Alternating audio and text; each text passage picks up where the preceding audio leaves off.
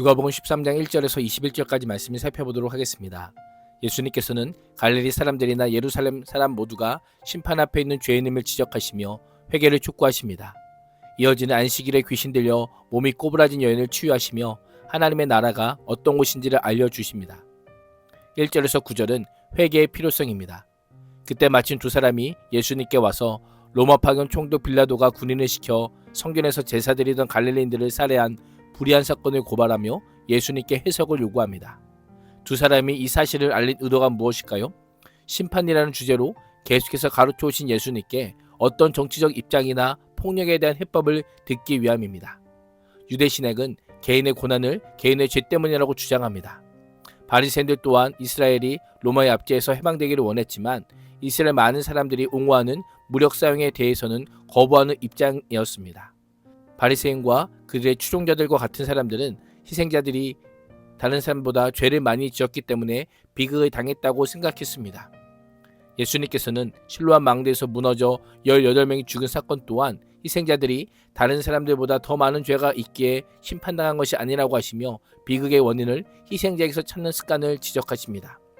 이를 통해 비극은 한 개인의 영적 상태를 나타내는 지표가 아님을 알려주십니다. 갑작스럽게 찾아온 질병이나 사고로 가까운 사람들이 위태로운 상황을 맞이하게 되면 우리는 왜 이런 일이 나에게 일어났을까? 내가 잘못한 것이 있는 걸까? 우리 가족이 무슨 죄를 지은 걸까라고 생각하는 경우가 있습니다. 그러나 그러한 경우 우리는 무엇보다 크고 작은 모든 일이 하나님의 손 안에 있음을 잊지 말아야 합니다. 우리가 정작 관심을 두어야 할 것은 무엇일까요? 경고를 들었음에도 무시하고 시선을 외부에 두는 것입니다. 영적인 무감각입니다. 오늘 하루도 주변 사건보다 내 영혼의 상태와 앞날이 돌아볼 수 있기를 축복합니다. 예수님께서는 자연스럽게 심판의 주제와 연결하여 누구든지 회개하지 않는다면 그들처럼 망할 것을 선포하시며 예루살렘의 회개를 촉구하십니다. 죄를 돌이키지 않는 결과로 당하는 멸망은 이스라엘 역사에서 끊임없이 반복되는 패턴으로 예수님께서는 이스라엘 모두가 심판의 대상이요 심판에 면할 유일한 길은 회개뿐임을 말씀합니다. 예수님께서는 긴 가르침의 결론을 비유로 장식하십니다. 3년간 열매를 얻지 못해 무화과 나무를 베고자 하는 주인과 하나만 더 기회를 달라고 부탁하는 포도원지기 비유를 통해 회개의 기회에 대해 말씀합니다. 3년은 열매를 바라며 인내로 기다린 주인의 시간입니다. 그 인내는 한계에 다다랐고 기대는 사그라들었습니다. 그럼에도 포도원지기가 기회를 더 달라고 하는 이유는 무엇일까요? 열매 맺을 가능성이 여전하다고 판단했기 때문입니다. 이스라엘의 오랜 불순종과 반역은 더 이상 회개의 열매를 기대하기 어렵습니다. 지금 당장이라도 심판이 임해도 전혀 이상하지 않습니다. 그러나 예수님께서는 회개의 메시지를 선포합니다. 도끼는 이미 뿌리에 놓여 있지만 이스라엘의 열매 맺을 기회가 아직 있다는 것입니다. 이 기회도 회개하지 않으면 더 큰 심판의 불러옴을 알려주고 계십니다. 우리에게 주어진 오늘이라는 시간은 회개하고 하나님께 돌아오라고 주신 은혜의 시간임을 잊지 말아야 합니다. 10절에서 17절은 안식일에 한 여인을 고치심입니다. 결실하지 않는 무화과 나무 비유를 통해 이스라엘의 결실하지 못하는 상태를 비유하시며 회개를 선포한 예수님께서는 하나님의 자비를 위해 따로 구별된 안식일에 병으로 고통당한 여인을 고치는 일마저 허락하지 않는 교만을 고발하십니다. 예수님께서 안식일에 18일 동안 꼬부라져 조금도 편히 못하는 여인에게 내가 이 병에서 놓였다 하시고 안수하며 고쳐주십니다. 사탄의 속박 가운데 고통당하는 여자를 풀어서 안식을 주시는 겁니다. 한 여인이 오랜 고통에서 해방되자 허리를 쭉 펴고 일어서서 하나님께 영광을 돌립니다. 생각해 보십시오. 이렇게 안식일을 보내는 것보다 더 좋은 방법이 있을까요? 그 자리에 모인 무리에게 하나님의 사랑을 가르칠 수 있는 최고의 방법이었습니다. 이를 본 회당장은 마땅히 기뻐해야 하지만 오히려 분을 내며 회당 안의 무리를 자극합니다. 예수님께서 안식일에 병 고치는 일을 행함으로 안식일법을 어겼기 때문입니다. 안식일 외에 엿새가 있음에도 왜 하필 안식이냐라는 것입니다.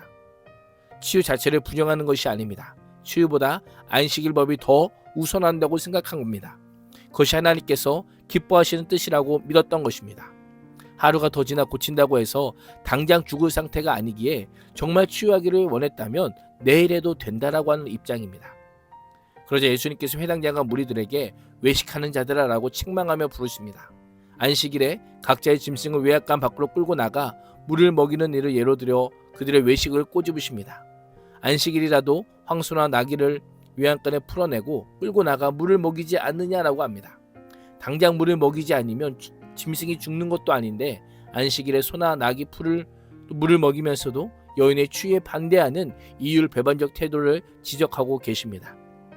예수님께서 이 여인을 아브라함의 딸이라고 부르시며 그들의 안식에 가축을 돌보듯 하나님께서는 안식일에 아브라함의 딸을 돌보심을 선포합니다.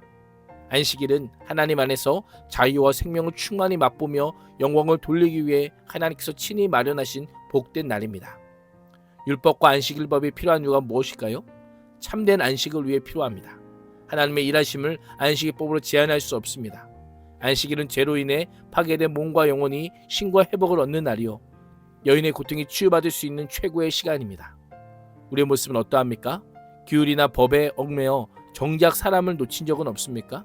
부수적인 것에 집착하여 본질을 잃은 적은 없습니까? 복음과 하나님 나라는 본질과 궁극적인 가치를 볼 수 있게 함을 잊지 말아야 합니다. 18절에서 21절은 겨자씨와 누룩 비유입니다. 예수님께서는 곧장 하나님 나라를 상징하는 겨자씨와 누룩 비유를 들려주심으로 하나님 나라의 은밀성과 영향력을 가르치십니다. 지금은 안식일 초라한 한 여인의 삶의 자리에 하나님의 나라가 심기지만 그 여인이 누린 해방과 영광은 장차 하나님 나라 안에 들어올 모두가 누리게 될 것임을 알려주고 계십니다. 오늘 우리의 시선이 어디에 있습니까? 외적인 화려함이 아닌 은밀하게 변화를 일으키고 마침내 세상을 압도하는 엄청난 영향력을 드러낼 하나님의 나라와 그 복음에 우리의 시선이 머물러야 합니다.